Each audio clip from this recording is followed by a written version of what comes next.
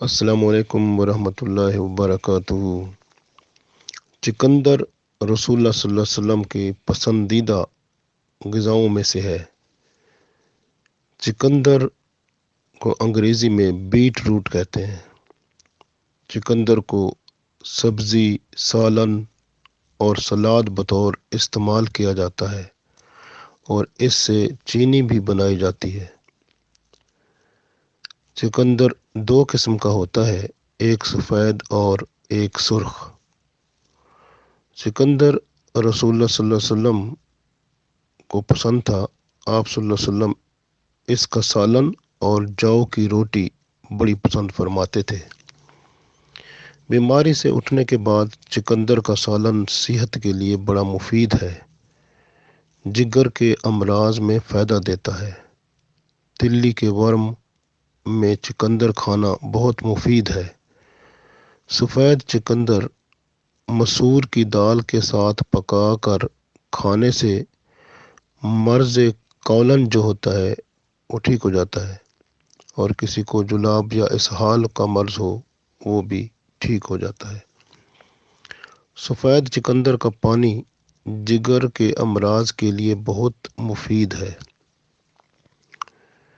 چقندر دل کو فرحت بخشتے ہیں، سکون پہنچاتے ہیں۔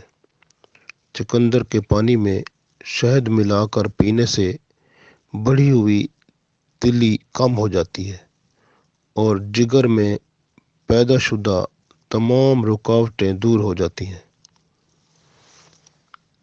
جلد کے امراض میں بھی یہ بڑا مفید ہے۔ جگر کو بہت طاقت دیتا ہے۔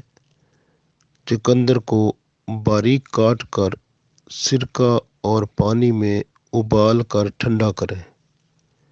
اس پانی کو خشک خارش پر لگائیں، انشاءاللہ شفا ہوگی، اور اگر زخم ہے تو ان پر لگائیں تو وہ بھی ٹھیک ہو جائیں گے۔ جسم میں جس جگہ خارش ہو تو اس پر بھی اگر یہ لگائیں تو انشاءاللہ وہ بھی ٹھیک ہو جائیں گے۔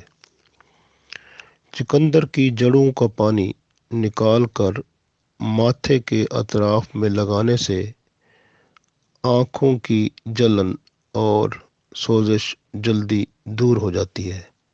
سر درد بھی ٹھیک ہو جاتا ہے۔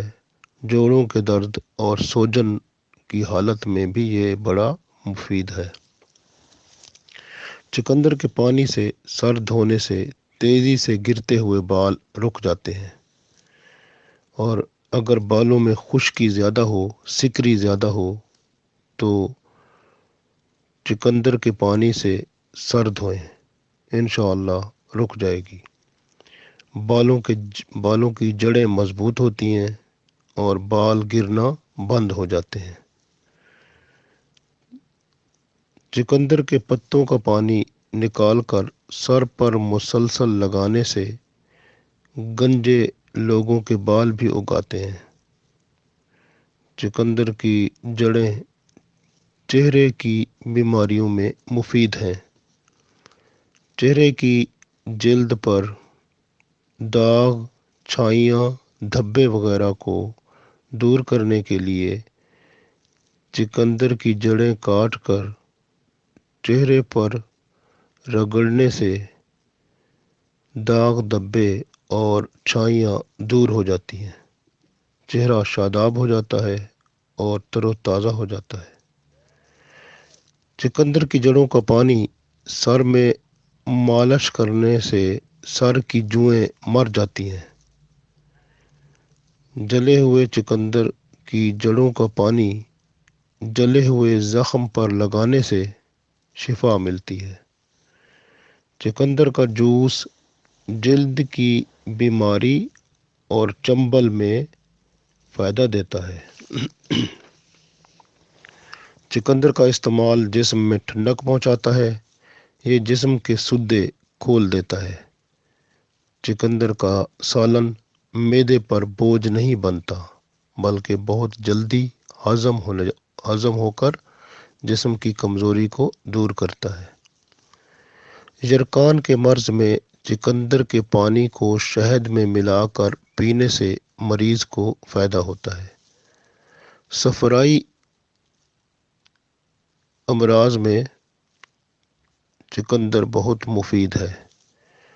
کان میں درد ہو یا کان میں ورم ہو جائے تو اس صورت میں چقندر کا پانی روغن بادام میں ملا کر نیم گرم کر کے کان میں ٹپکائیں اور اس کے چند قطرے بہت جلد ہی آرام پہنچا دیتے ہیں۔ چقندر کا پانی پیچس کو دور کرتا ہے۔ بار بار دست آنے کی صورت میں چقندر کا پانی پینا بہت مفید ہے۔ یہ دستوں کو روکتا ہے اور کمزوری دور کرتا ہے۔ چقندر کے پتوں کا پانی مسوڑوں پر ملنے سے مسوڑوں کے مرض دور ہو جاتے ہیں۔ عورتوں کے امراض جو ہوتے ہیں ان کی بہتری کے لیے، فائدے کے لیے اور ان کو شفا کے لیے چقندر کا استعمال بہت ضروری ہے۔ چقندر کی سرخ قسم ہے، یعنی سرخ رنگ کا چقندر جو ہے، عورتوں کے پوشیدہ اور پیچیدہ امراض میں بہت فائدہ دیتا ہے۔ اس کو اگر مسلسل استعمال کیا جائے تو عورتوں کے جو امراض ہیں وہ ختم ہو جاتے ہیں۔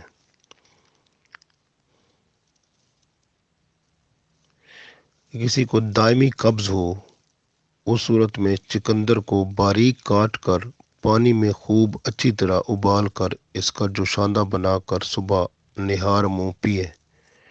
پیٹ کا کھچاؤ، اکڑاؤ اور قبض سب دور ہو جائے گی اور آنتوں کا کھچاؤ بھی دور ہو جائے گا۔ بواسیر کا مرض اگر کسی کو ہے تو چقندر کا جوشاندہ نہار منہ پینے سے شفا ملتی ہے۔ روغن بادام میں اگر چقندر کا پانی ملا کر زخم پر لگائیں، جو جلا ہوا زخم ہو تو وہ ٹھیک ہو جائے گا انشاءاللہ۔ چقندر کی جڑوں کا پانی چند قطرے ناک میں ٹپکانے سے سر درد جلدی دور ہو جاتا ہے۔ حیض کی کمی کی شکایت ہو تو چقندر کا استعمال بہت مفید ہے۔ معدہ اور آنتوں کی سوزش چقندر کھانے سے دور ہو جاتی ہے۔ چقندر کو سرکہ اور رائی کے ساتھ پکا کر کھانے سے مرگی کا مرض دور ہو جاتا ہے۔ دردوں کی شدت میں کمی آ جاتی ہے اور یہ سالن گردوں کے درد کو فائدہ دیتا ہے۔ مثانہ کے امراض کو دور کرتا ہے۔ چقندر کھانے سے پیشاب رک کر اور کم آنے کی شکایت بھی دور ہو جاتی ہے۔ چقندر پیشاب آور ہے، یعنی چقندر کھانے سے پیشاب زیادہ آتا ہے۔ سرخ چقندر پکا کر کھانے سے کمزوری دور ہو جاتی ہے اور قوت بڑھ جاتی ہے۔ چقندر سب سے بہترین سبزی بھی ہے اور راحت اور شفا بھی ہے، اور سب سے بڑی بات یہ ہے کہ یہ رسول اللہ صلی اللہ علیہ وسلم کی سنت ہے۔